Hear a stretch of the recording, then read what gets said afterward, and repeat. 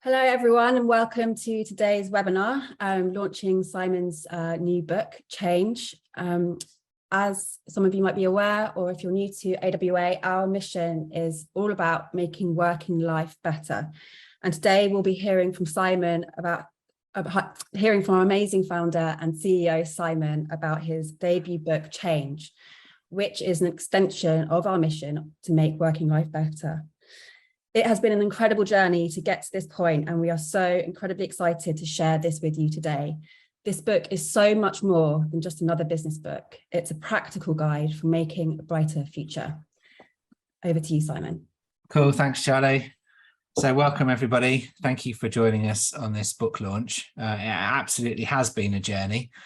Some of it feels like an uphill journey to write the book, but it's also been an incredibly rich experience as well. So I'm going to talk a little bit about that today, but also about the book and why I think it's why I wrote it and why I think that it's worth reading. And I hope that you find it useful as well.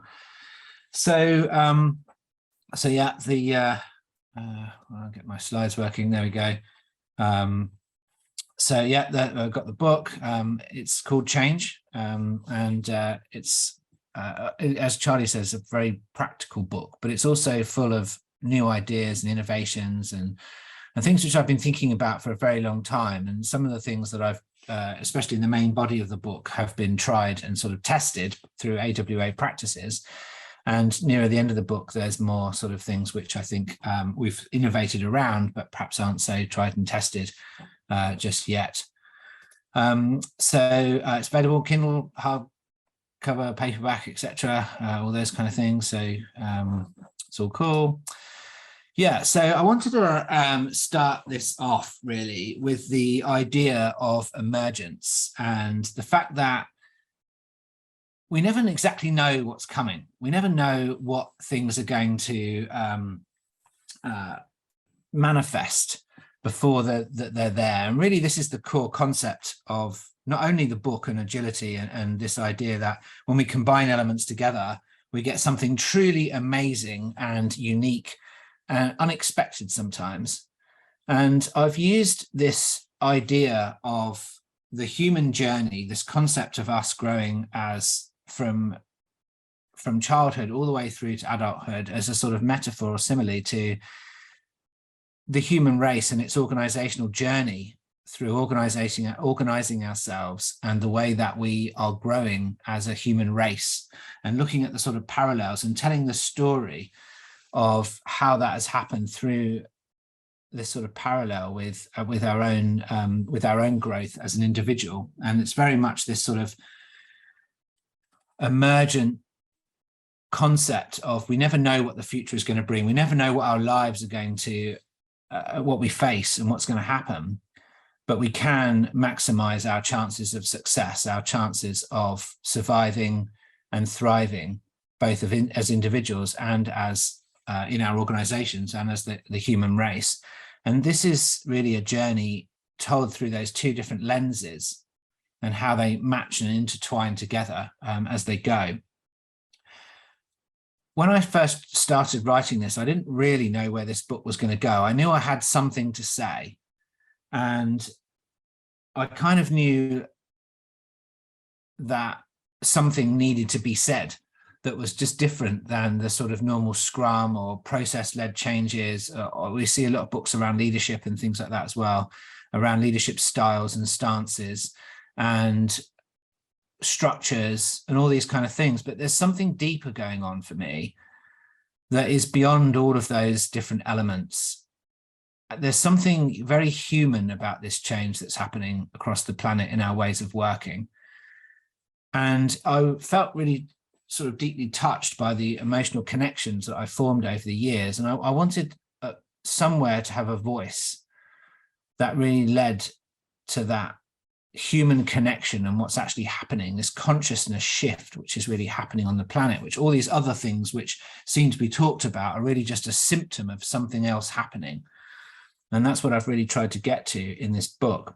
So on this journey of sort of this sort of emergence, there's this concept of narrative, this storytelling. So this is me and my two boys. They feature in the book, believe it or not, even though it is a technical professional book. There's also a very human element to it. We all grow up with this idea of stories. We're all told that the information gets passed from one person to another all the way down through history, and we still tell stories, especially to our children. And our reality gets made up of the stories that we're told, the stories we tell each other, and the stories that we tell ourselves internally inside our heads.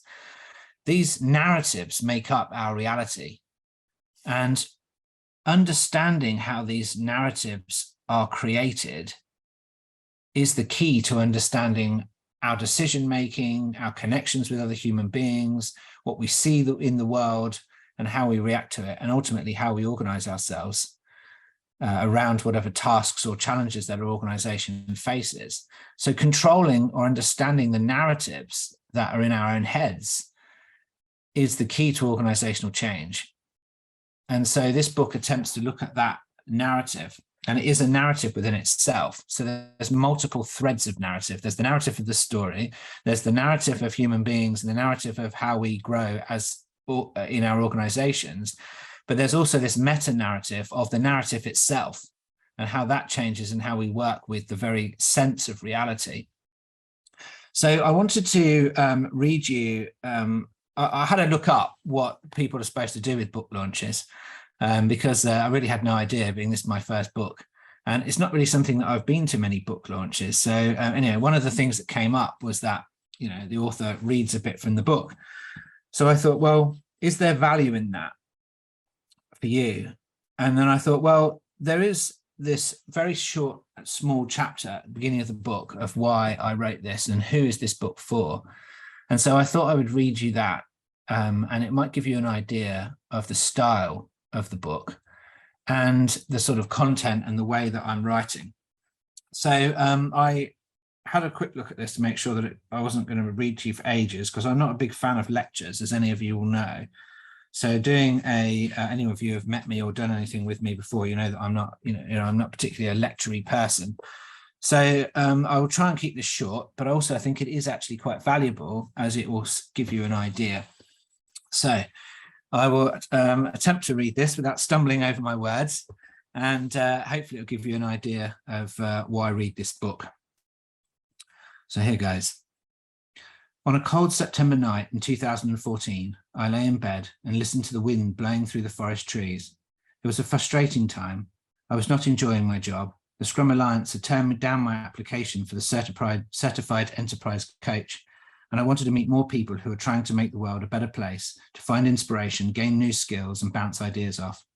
I was wondering whether to create a meetup group. It was a daunting task. I had never spoken publicly. I had never arranged an event. I didn't even know anyone who might want to speak or want to come. I did know, though, that something was not right with the world. Something was not okay. Something somewhere needed changing. A rot had set in, and someone needed to address it. I had been an independent contractor consultant for several years, and this was great for money and for experiencing lots of different organizations in different sectors and sizes. I could get good high-profile work easy enough, but the trouble was, I wasn't happy. The work always started off well enough, but sure enough, after a few months, the same old feeling of frustration, disappointment, disillusionment came back. And about 6 to 9 months, I started thinking about moving on. And at about the year mark, I would find another role. This cycle had repeated itself for a few years with varying durations.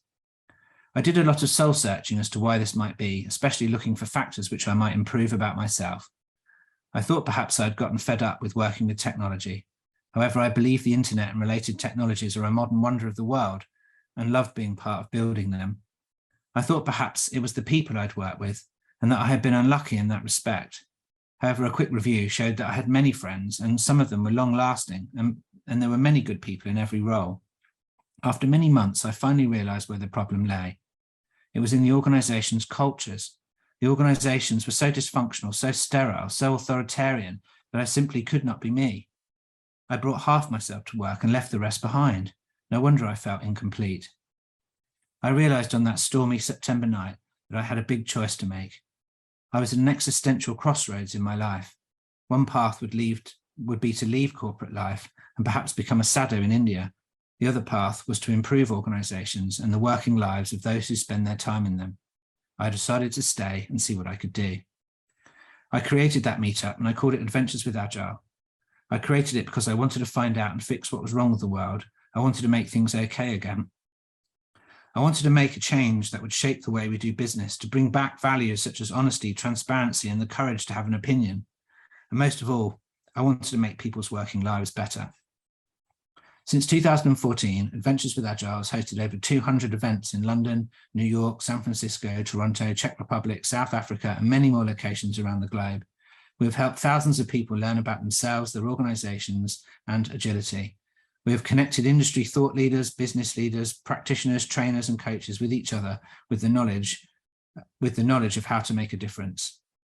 Adventures with Agile is now one of the fastest growing Agile communities of practice on the planet. In 2016, I won the Agile Awards for the person who has done the most to promote Agile globally and the best Agile conference speaker of that year. Clearly, there are other people who feel like I do. Clearly, there is a thirst for something better. This book is for people who want to make a difference. This book is for people who are not happy with the status quo.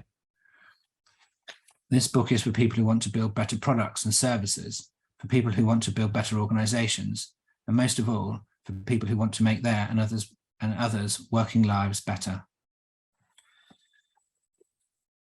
So that's the first chapter, and I hope it gives a sort of sense of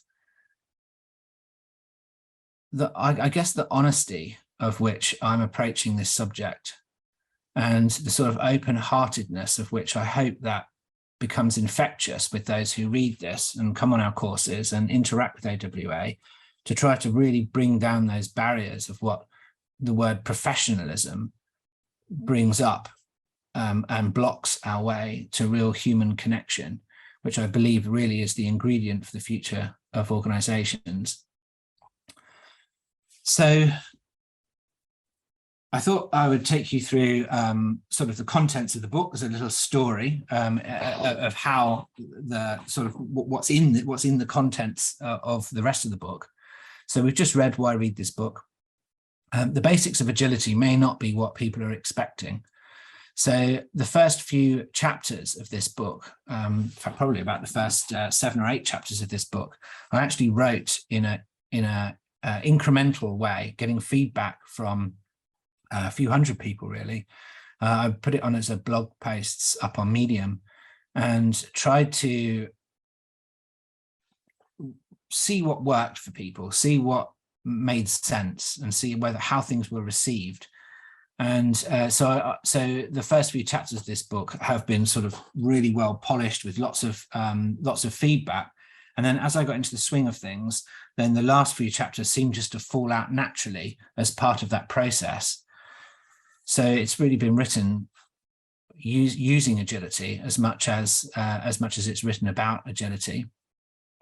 So the basics of agility are not only written in that agile way, but really cover the concepts of emergence and non-predictability, and the way that we see things like options and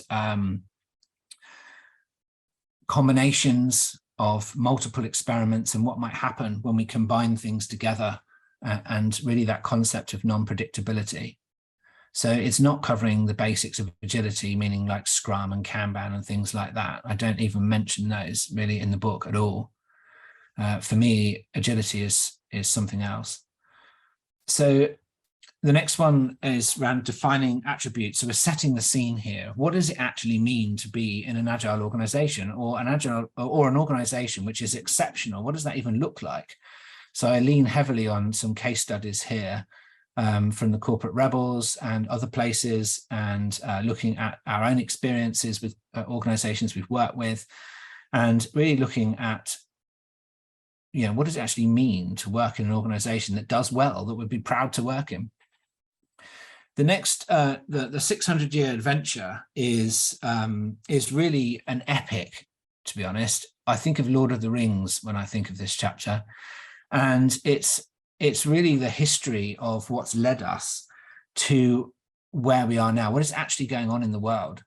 It's so easy to look back only 100 years, or even just to the end of the Second World War, when we focus on things like Taylorism and the emergence of the knowledge worker. But actually, this really is only the tip of very large macro cycles going back a lot further. And when we understand and see these macro cycles, it makes everything so much clearer, and also a sense of inevitability and hope in what is actually happening, that our organizations are getting better, they will get better, and we will be able to deal with the complex problems that we face across our planet, both in our organizations and in society. And this gives a backdrop to really why we should have that hope. The enterprise change pattern is really AWA's way of bringing about change within an organization. It's a coaching conversation that provides a practical step-by-step, even if it is circular approach to organizational change that is not pushing, it is not process-led. There's no big pattern for an org chart or anything like that in there. It is literally a way to get from wherever you are now towards a more exceptional organization. And of course, one of the first things that the enterprise change pattern looks at is, how do we work with leaders? How do leaders need to behave? How do they need to change to be able to manage people in areas of complexity? So if things are emerging, what does that mean for a financial plan?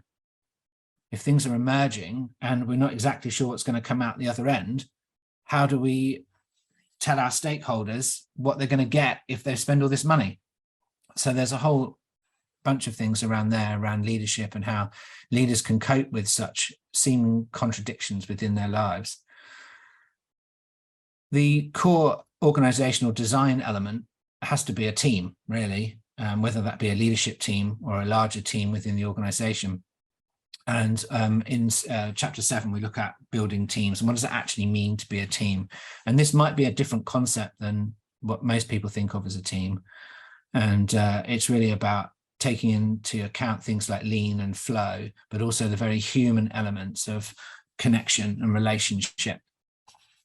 The key skill here, professional coaching, and also systems thinking and systems coaching, the next 2 chapters really look at what skills do we need to really bring about and create a human-led, human organization.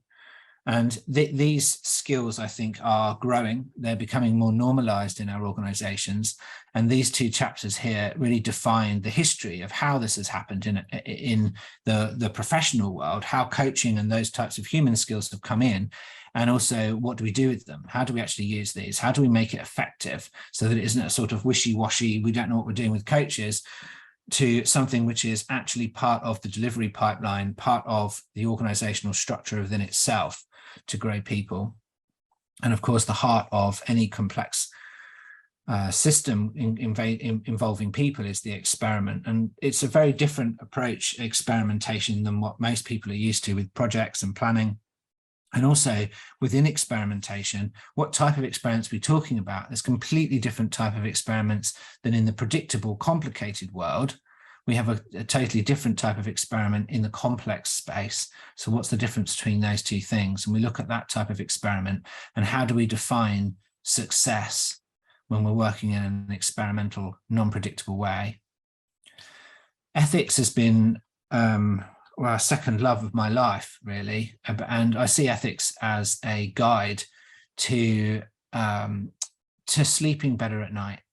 You know, how do we create these big organizations? Are we going to be changing stuff? We're going to be moving things around that are going to affect people's lives, not only through what the organization produces and how it interacts with the rest of the world, but within the staff, within the way that people interact in their day-to-day.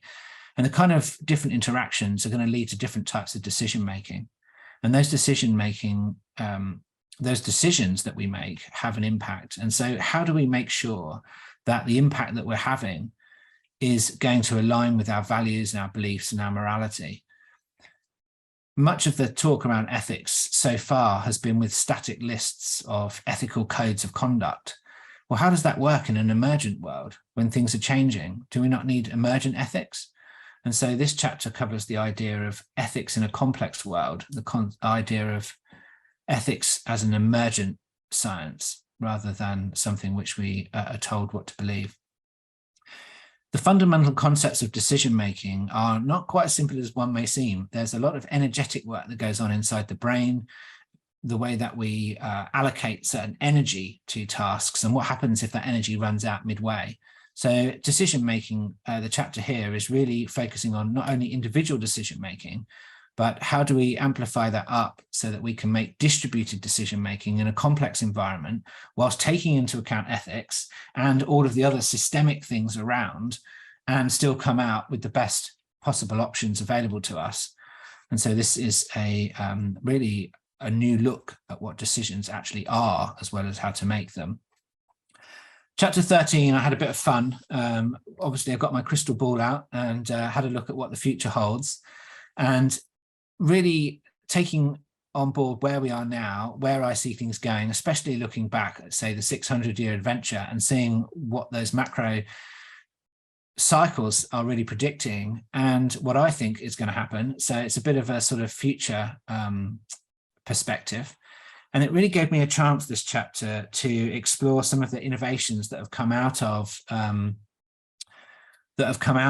the innovation labs, which we hold here at Innovation and Leadership Labs, which we hold every couple of months here at AWA, where we get people together and we really brainstorm and we come up with new ideas, new things that no one's ever done before, by either coming up with something new or combining things in different ways. And then we try some of those things out, and it leads and guides our practices as thought leaders really in this field. And this is really a current look of what is the current innovations that we've been looking at so far. Things like fractal decision-making, fractal patterns of organizational change. So very much the way that nature looks, with very, very simple heuristic rules. How can we take what works in one level of a fractal and then scale that up to see whether we can make future societal changes with the things that we're having success for in our organizations. And then 14 really is about further learning, different references and things that you can go on and read more of that isn't necessarily my work. So that's kind of the shape of the book. And really, as an overview, the aim of this really is to change the underlying way that you see human beings and the way that we organize ourselves, especially in complex environments. So I hope that not only is it a sort of step-by-step journey, but the whole thread throughout this is really designed to create and leave the reader with a mindset shift. That's my aim. If I can do that, then this book is a success. So it really is trying to make you be able to see the world from a slightly different lens on all of these different topics. Cool. So I'm going to move past that one for a second. And just to say that I've tried to make this book as high quality as possible. I just copied some of the models here rather randomly throughout the book. The book's in color, it's high quality. I tried to choose the highest quality aspects of all of the things on Amazon. And I just wanted to show you this really because of the richness. I mean, it isn't even half of the models in the book. There are so many different patterns and different things that have really been innovated that you won't find anywhere else, because we created them at AWA, either for our clients, in our innovation sessions, for training purposes. So there's so many things in here which you won't find anywhere else, which I think are really, really useful, that combine either different ideas or, as I say, they're brand new. And hopefully it is all printed at really high quality. It's kind of a nice to hold sort of book. So yeah, so I guess that's probably all that I'm going to say on the book for now. Other than it's the journey of writing it, I guess, has been. It's been hard because our industry changes so rapidly that by the time you've written one thing, it's almost out of date. So what I've tried to do is really focus on the fundamental human elements, which I think will be around for the next 30 years. So even though it's been a journey to create and keep up and make sure that we write stuff, that I write stuff that's going to be relevant now, I've also tried to make sure that the things I focused on, I think, will be relevant for sort of the next 10 years plus.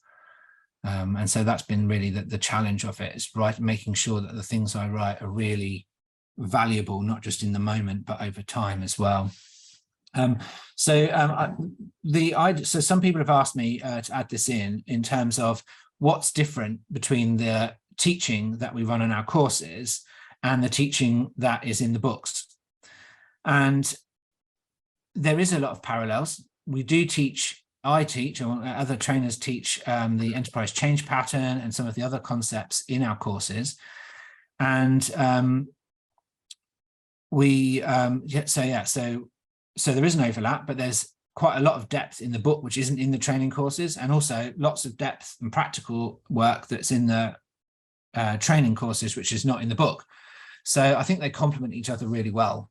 And certainly if you are going to come on one of our courses, it's probably worth reading the book first, although it's not a prerequisite. It would certainly help, and then you can go deeper in the course, especially if I'm there, and well, the other trainers can also help go deeper.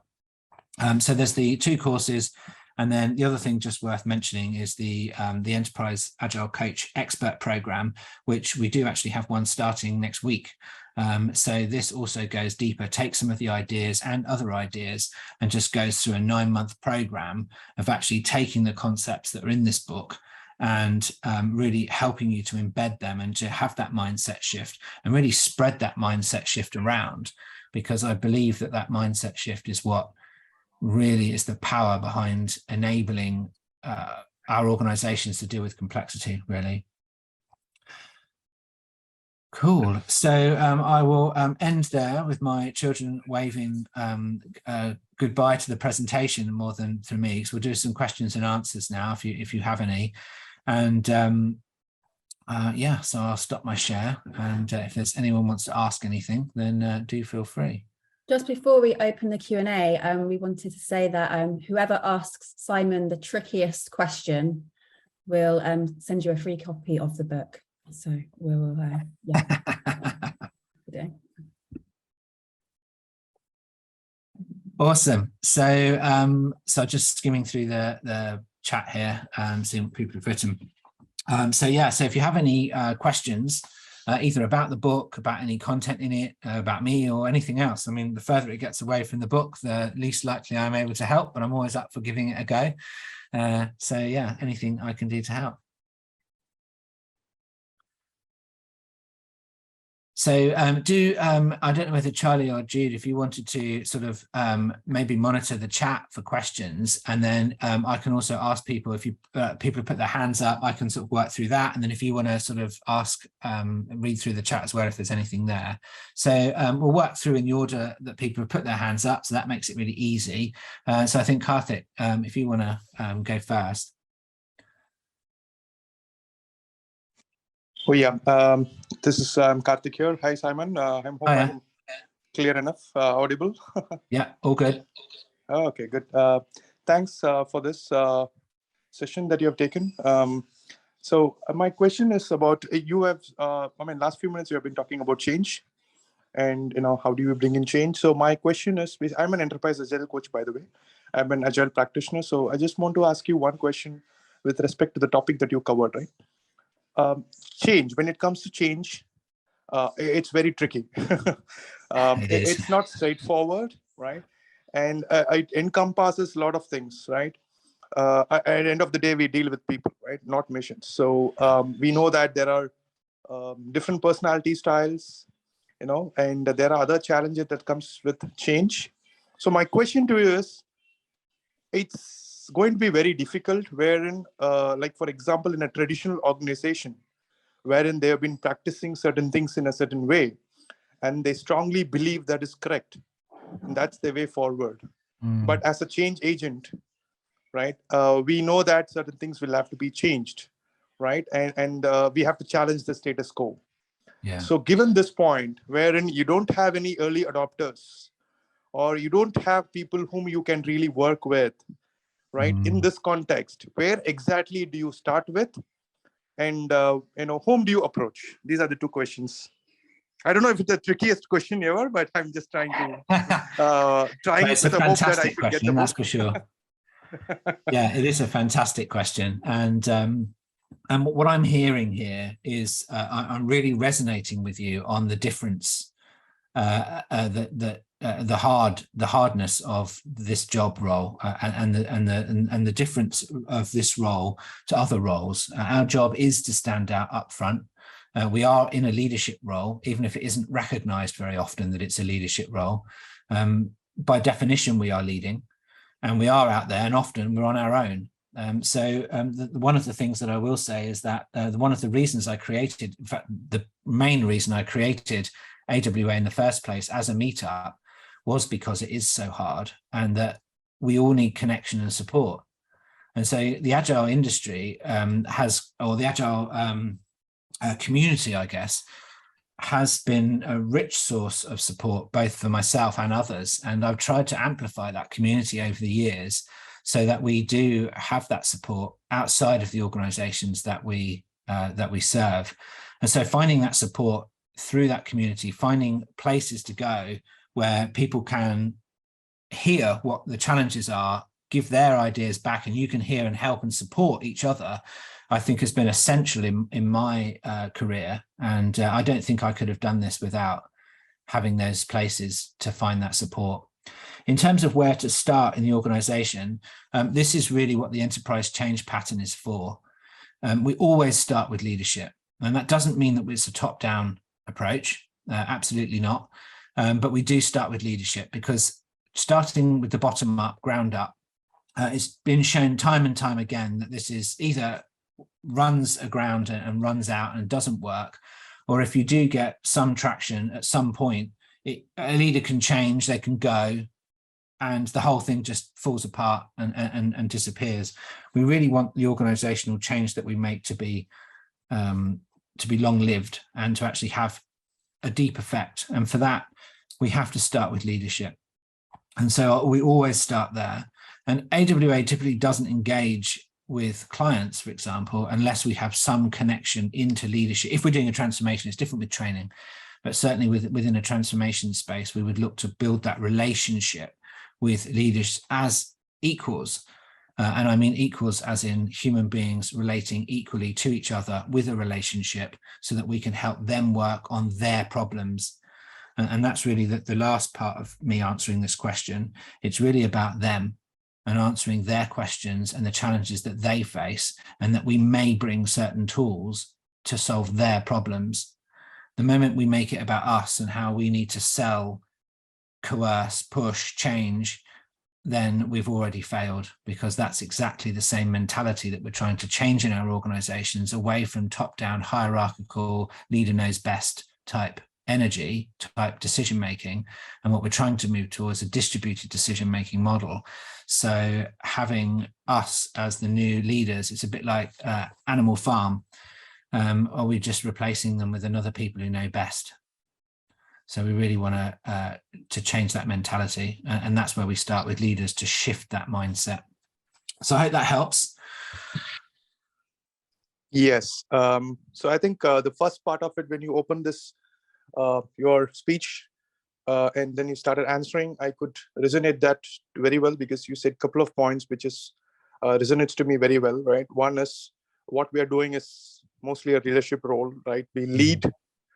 First we start leading us, and then we start leading others. Yeah. And we are the change makers. So kind of we model our behaviors, and we kind of act as kind of a role model to others. Often it's not very visible and seen and tangible, of course. I mean, you need to have someone of the same frequency and that level of agile IQ for someone to understand what we are doing, right? That's very important. For someone to recognize us, that person should be completely understanding what we are doing and what is that change we are trying to bring. So completely resonate with that. And the other point is what you said, AWA. I think I really love that initiative where you see people can, come together irrespective of where they stay and where they live and what work they do, right? For which clients you said that's really awesome. I really kind of appreciate that. As a follow-up to your question, to your answer, right? I kind of understand where you're coming from, and which is something that is I completely agree and I follow many times. but it is not so straightforward, where you see, leaders sometimes are also not very conducive to change, right? And they have kind of the vested interest in certain areas. Maybe, you don't know, there could be multiple reasons. So sometimes the quick wins are very important for us to grab their attention and say, yes, see, I'm doing this, and there'll be much more to come when you allow us to do something better than this, right? So in that context, from your experience, do you have a use case where maybe yours or from others' experience so far, right? Where in the situation where an agile coach starts bottom up in the organization and trying to create an influence in that level, maybe mid-management and below, and where he or she is successful in that, and how to take it forward to the leadership and create the visibility and say, yeah, look, guys, we are doing something better. And it's time for you guys to, take a look and see what next we have to do. Yeah, so I have had many there's many case studies and many examples of the bottom-up approach. I think that it's incredibly risky to do it that way. If you find yourself in that position, then the first thing I would be doing is looking to see what relationships can I build, and that may be based upon some success that you've done locally in teams or in a certain part of the organization. I certainly believe that part of organizational change is internal marketing of the things that you've done. I think that is a very important part. And I would be looking at, how do I build the relationships with the people who have the influence and the ability to change the organizational structure and the way that the culture works. So again, I would be rapidly trying to change it from a bottom up to a leadership-led change, even if that's not where you are at the moment. I think continuing on with the bottom up, hoping that somebody might see you, is a very low probability of success in my experience. So I would look to do that. So thank you. I hope that helps. Thank you for your questions. I will go on to somebody else, give somebody else a chance to answer a question now. So thank you, Karthik, for that. I hope that's given you what you need. Alberto, I think you're next. Yeah, thank you, Simon, and congratulations once again. I am calling from Nigeria. I'm very excited about your works. One challenge I have is, given that Agile and other things around coaching, change management is actually growing in this part of the world. Our accessibility to these resources becomes a little bit challenging because of when you look at, the book is about 18 point something, call it $20 for the sake of this conversation. Looking at the economics of the currencies, inflations vis-a-vis local currencies and dollars, pounds, whatever it is, it becomes very kind of challenging. Converted in our current currency, that's about 14,000 units of our money, just about $20, just imagine. So it puts us in a difficult position to assess the book, to assess even your good works, because I've had the privilege of attending a few webinars, really very exciting. We want to be part of it, but there's no way we can be part of it because of financial challenges. So what is your plan towards encouraging people in this part of the world to have that access to these resources and actually being able to attend few or some of your classes? I've had a situation whereby even lady in the people that are interested in Agile, there's no way they can attend any of those courses. We can't attend. And if I check, I hear you say you've trained about 2,000 people. I challenge you to also say how many Nigerians have been there, because the economics is not favorable. Yet we are very curious, we want to learn, we want to grow, but we are challenged. What's the plan? Well, what a fantastic question. What a fantastic question, and that definitely gets me on my definitely gets me in the tricky space, because I'm going to be totally honest with you, we don't really have a plan, but I am incredibly humbled to realize that perhaps we need one. Certainly in the short term, in terms of for you, I'm happy to give you a free book or whatever to help you in that space, but that's not really what you're asking. So I think that in response to that, I think we do need to do something where maybe we come to Nigeria and do something there at a local price that is affordable, and we do something, or perhaps we do it online at a local price that's affordable, or we do something there to make it accessible. Because the last thing we want is to create more marginalization or more difference between how people are living and the opportunities that they have accessing information and ways of working. That would be absolutely against our values to create that disparity. And so you rightly challenge us on that.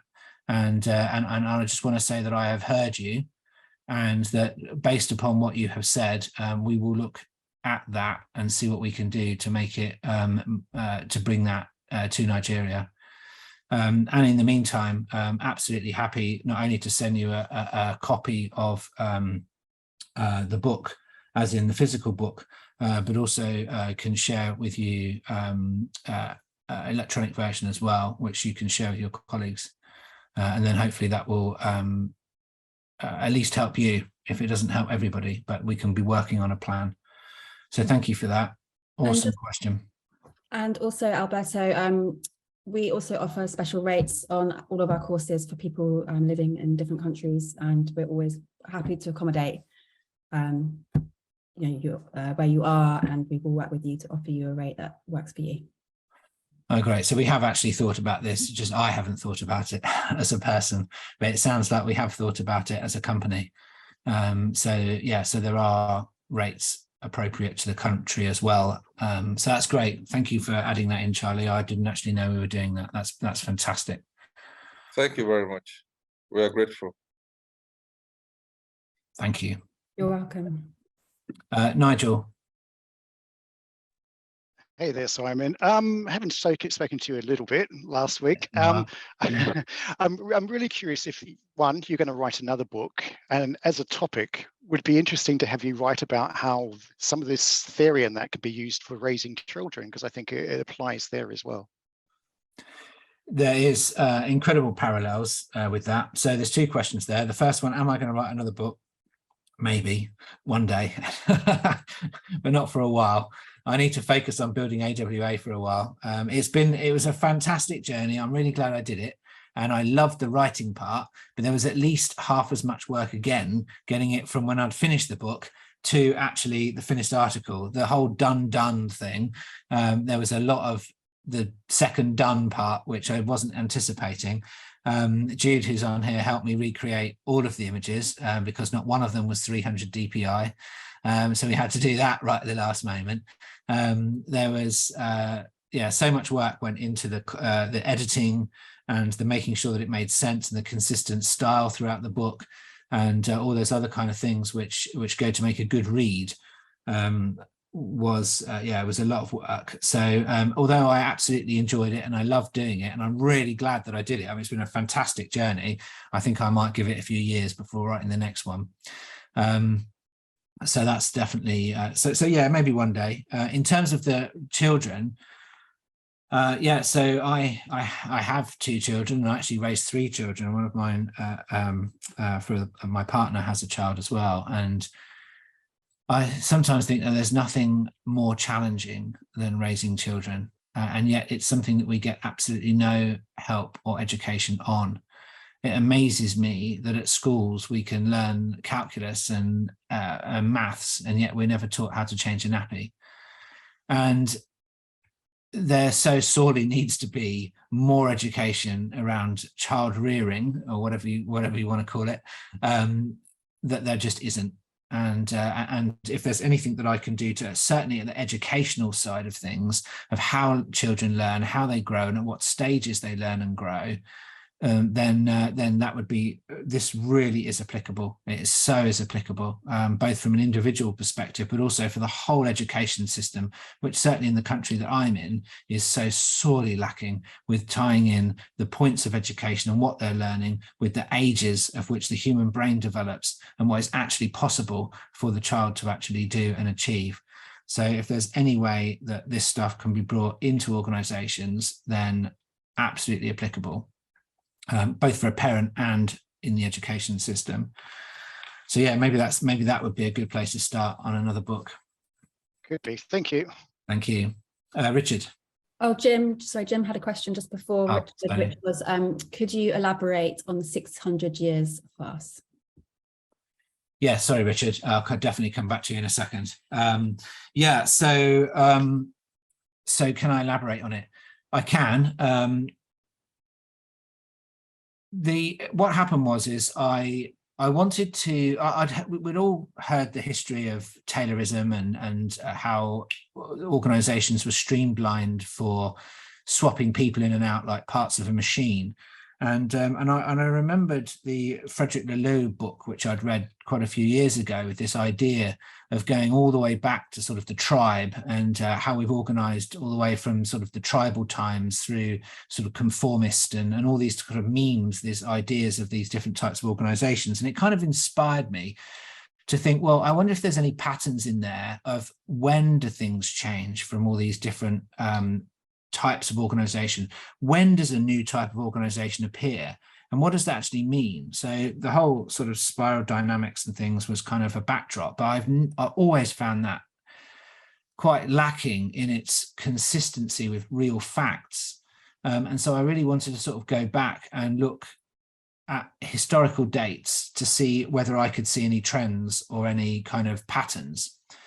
And so I went back and I just kept going back until I could start seeing these huge macro trends, but not just about organizational change, but about human consciousness and how we see the world, and what the philosophical changes that are happening about our understanding of who we are, because that seemed to be so key and so relevant.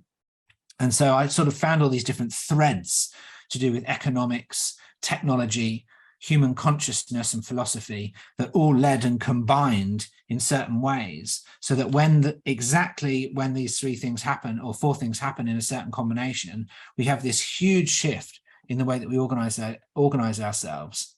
And this has happened at key distinct stages throughout human history. And we are going through one of those phases of human consciousness shift, economic shift, technological shift, which then results into an organizational shift, which is what agility really is part of. It's this big organizational shift, and that's really what this uncovers. So that's kind of it. If you want to read more, then it's in the book, but that's kind of the essence of it. It's really uncovering what's happening now from that macroeconomic lens. Thank you. And Richard. Hi, Simon.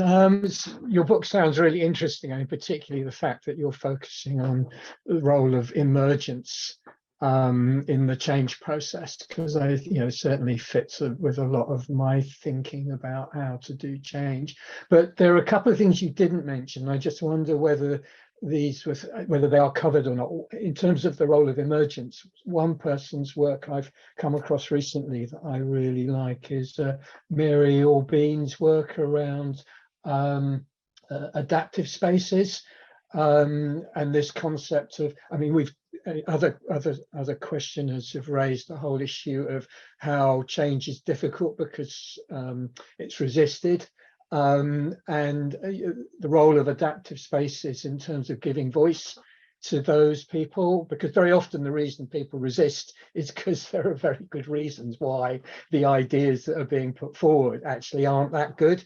And certainly my experience is that it's through a process of listening, and she describes this idea of conflicting and connecting, that actually letting those conflicts surface and listening to them, and then trying to identify patterns and sort of connections that allow you to actually build a better solution than the one that, you know, that was originally conceived of by those charged with bringing about the change. And for me, that's, you know, and essentially the solution emerging.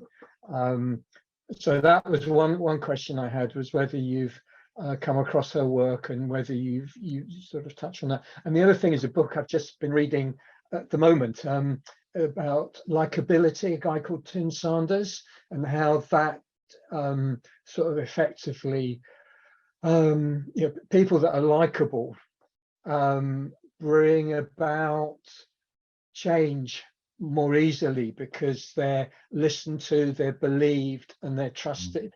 And people also share with likable people, they share information that they don't share with people who are unlikable. And I mean, I'm just partway through the book at the moment, but I think the role of likability, I mean, it's a horrible term, but it's essential. I think you may have touched on it, but it's about building trust effectively with people that then greases, if that's the right word, the change process. I just wondered if that was something you touched on or cover in your book. But I'm definitely going to buy a copy because it sounds really interesting from all sorts of points of view.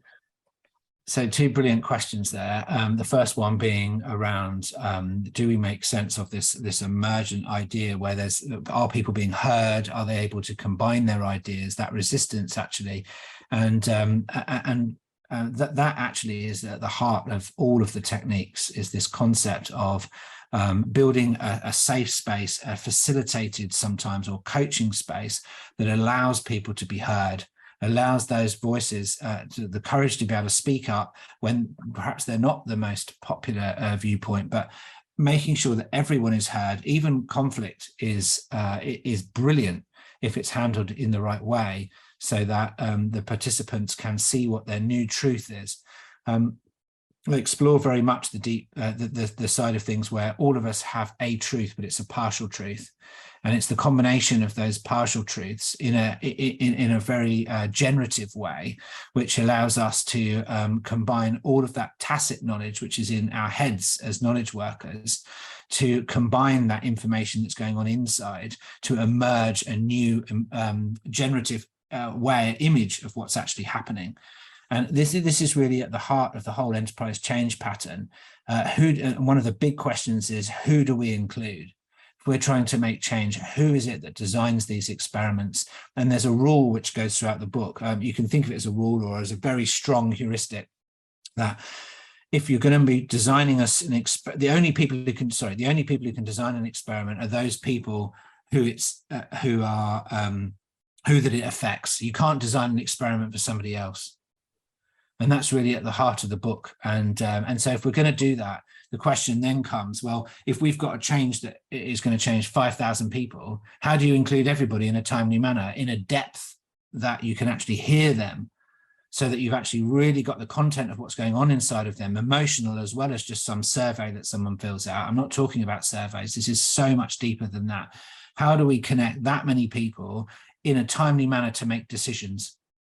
And that's where these new ideas of different types of facilitation exercises, the different ways and who to include and how to include them, and how to combine ideas of small groups into larger groups very quickly as building blocks of concepts, so that we can make decisions quickly to include everybody at the point of work in designing experiments and moving the organization forwards. And that's really at the crux of this. In fact, you've really hit the nail on the head of the value I think this book adds, which is techniques of how to do that, because without that, it's back to the few dictating the mainstream narrative, which then dictates who is going to be privileged and who's going to be marginalized.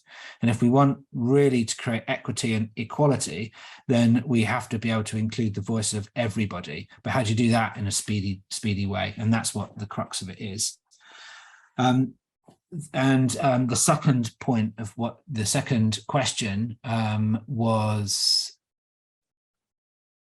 You might have to remind me in a nutshell. It was the role of likability, whether this Likability, brilliant.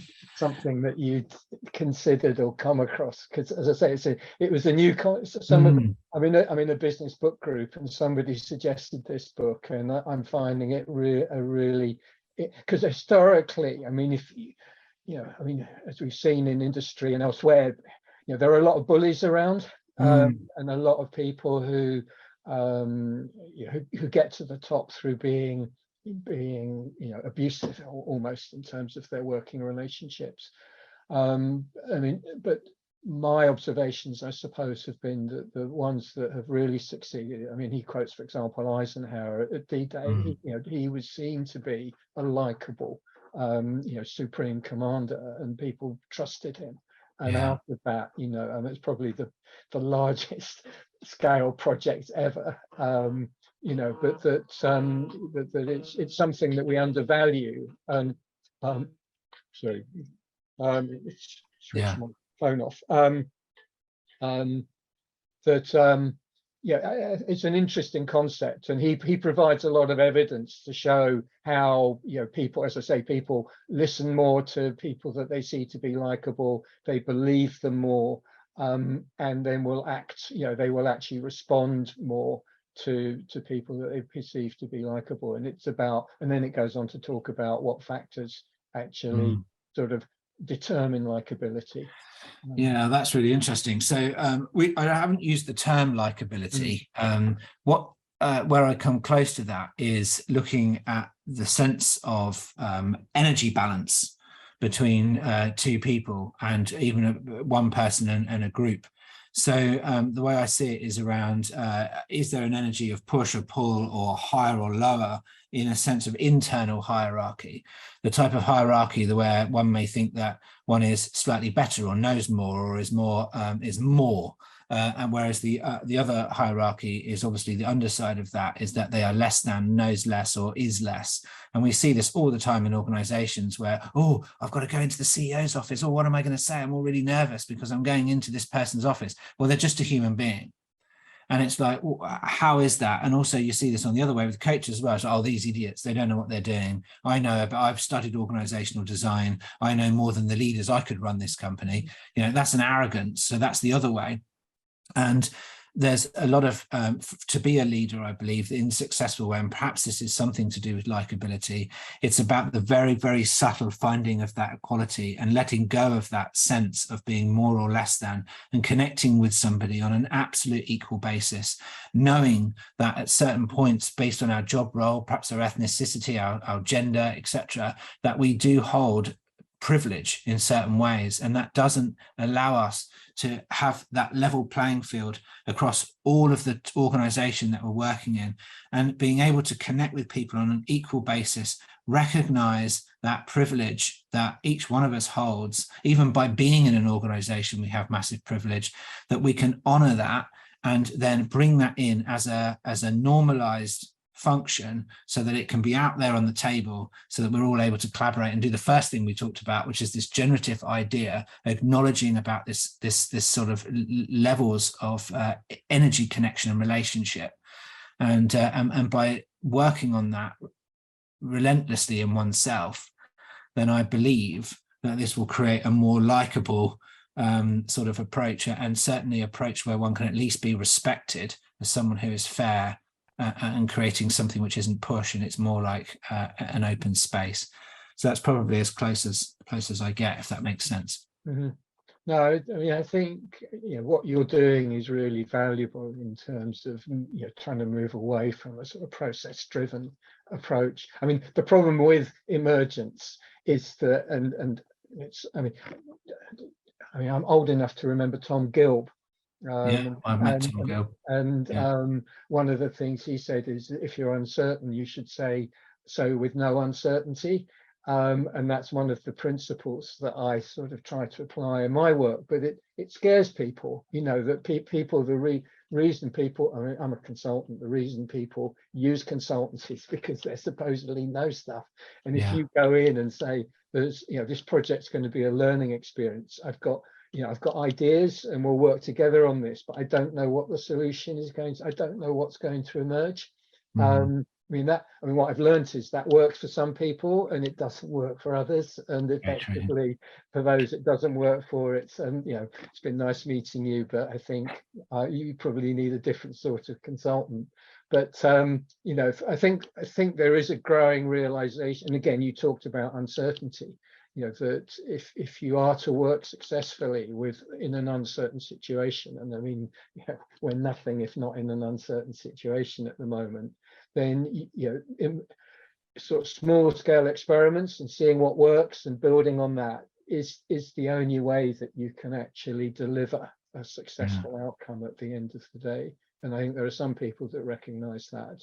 And the sorts of techniques that by the sounds of it you cover in your book are vital, I think, to success in this dynamically changing situation where there is no formula for success.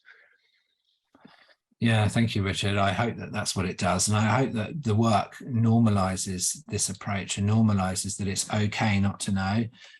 We can put things, as we say, heuristics and approaches in place to maximize our chances of success, but knowing exactly what's going to come out at the end is very hard. So thank you for your question.